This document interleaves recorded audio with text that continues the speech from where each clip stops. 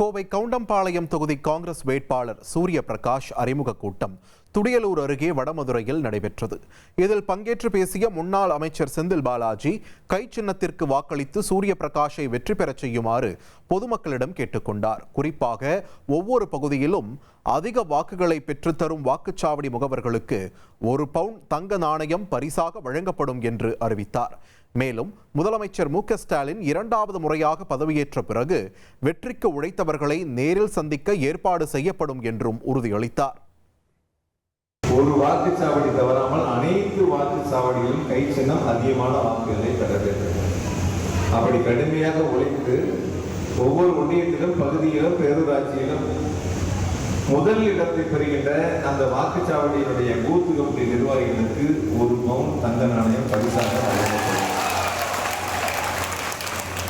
அப்புறம் மொத்த தொகுதிக்கு 1 பவுன் இல்லை, ஒரு பகுதிக்கு 1 பவுன், ஒரு ஒன்றியத்துக்கு 1 பவுன், ஒரு பேரூராட்சிக்கு 1 பவுன். இனி செல்லும் இடமெல்லாம் செய்தி. தந்தை டிவியின் வாட்ஸ்அப் சேனலை ஃபாலோ பண்ணினா செல்லருக்கும் இடமெல்லாம் செய்தி.